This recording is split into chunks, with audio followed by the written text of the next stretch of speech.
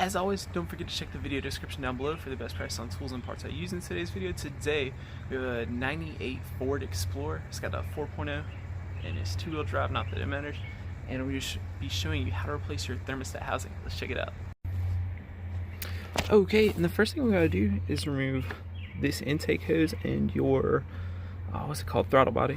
And basically, we're gonna take 8mm hose clamp, loosen that up, come over here. You'll have 4 8mm bolts, 1, 2, of course, 3, and 4 right there. And you're gonna take that out. This gasket is gonna be sitting right in there. So just make sure you kind of pull him out and be careful with that, and then just set him off to the side. Remember how I went in there. And then I took this hose out, disconnected this electrical connector, and this hose over here, just kind of pulled him out of there, gonna move him off to the side. And then this connector has previously been damaged and they probably RTV'd or glued it in there, so I'm not gonna take that off. I'm just gonna pick up on this and I'm gonna twist them and kind of just set them off to the side there, kind of hang them up and out of my way. And now we're looking at our thermostat housing. Got a hose clamp there, have a belt here. If coolant gets on your belt, it can, phone call coming in, decline. If coolant gets on this belt, there's a lubrication in the coolant, so it can cause your belt to squeal. So go ahead and just take the belt all the way off, or just kind of get it out of the way so when coolant does come out, it's not going to hit that belt. And to loosen the tension, or to take the tension off this belt, we have our tensioner right here. It's going to be like a 3/8 drive square right there. So we're going to take that, and I believe it's going to be righty. Yeah, I think it's going to be righty loosey. No, this one is actually going to be left, I think. So you're going to put your thing in there, pull it this way. That'll take the tension off your belt, slip it off, get it out of the way of the coolant, and then we'll start working on getting them the rest of the way out. Okay, and for this one, you don't have a whole lot of room to get to that square. So you can see I've got this special belt removal tool, and you're just going to stick them on there, pull it this way, and I just kind of slipped it from the bottom of this idler pulley. Also, I believe we're going to have to take this idler pulley off. It should be probably like a 15 or something like that. But I'll take this idler pulley off, and then we'll have better access to our thermostat housing. Okay guys, the next thing I did is I did go ahead and I took the hose off the end of this thing. It's 8mm. It just seems like it'll make it easier. And then I took this hose clamp off right here, and as you can see, I removed some more hose clamps, but I found that you can basically, this thing's kind of in over here, just kind of pick up on it and pull it out. This piece kind of just popped out, which is fine. You can just pull this off and then just pull this whole hose thing back without disconnecting these hose clamps, and then it gets that hose kind of out of your way. Now we can start to see our thermostat housing mounting bolts. There's one. There is one right, can't see them from there. I know we can see one from up top.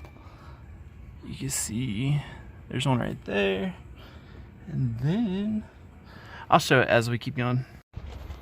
Okay, the next thing I did is I went ahead and just took the top half off of here. It's 3 10mm bolts, and this back one, basically I used my Milwaukee 3/8 electric with a swivel, and I imagine this is going to be pretty difficult without an electric, because you're going to be sitting there spinning forever. Once you break it loose, you might just be able to get in there with your fingers and take it off. But then this guy will come right off, and it clears up a lot of room for you to start working in here. I took my little clip removal tool and just kind of got on the end here, push in and pop up. I was able to get the electrical connector off. Same thing, come in here, push, pop up. That's how you disconnect those connectors. And now we can see 2 of our mounting bolts pretty well. And if we peek back here, we may even see that third one. Oh, yep, right there. Third one's back there. So now, somehow, I'm gonna figure out how to start taking those out. We also gotta remove that hose right there. Just take the hose clamp off and pull up on that hose. And then this hose clamp right here. And this thing's about ready to come out. Okay, next thing we're gonna do is, you can see this wire right here. I just kind of pulled him up and he was sitting right in between here. I moved him over here.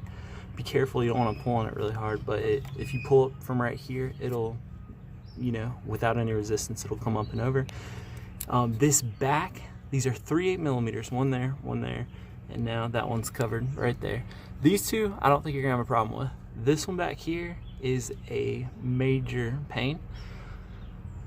I was able to break it loose without taking this sensor out, but you're gonna be there for like 3 hours trying to take that out if you try and take it all the way out. So I'm gonna take the sensor out, and then I'll be able to get my gear wrench back there, and I'll actually have some clearance instead of just like a 1/2 degree or whatever. So to take the sensor out, you move the wire like I said, and then you'll take a 19, just come right in here, and then you'll begin to, you can kind of move that hose a little bit and spin, and you'll be able to take that sensor all the way out, and then you'll be able to take your back bolt out, that bolt, and then in theory we should just be pulling our thermostat housing right out.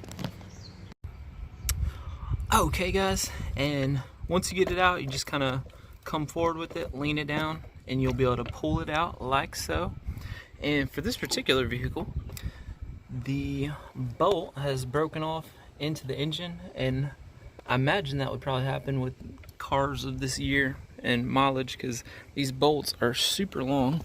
Let's see right here.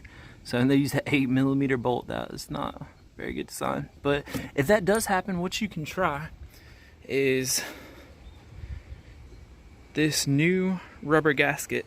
Take some RTV sealer, just kind of rub it around in there, and then just snug your other 2 bolts on, and that may do just a fine job of sealing that up.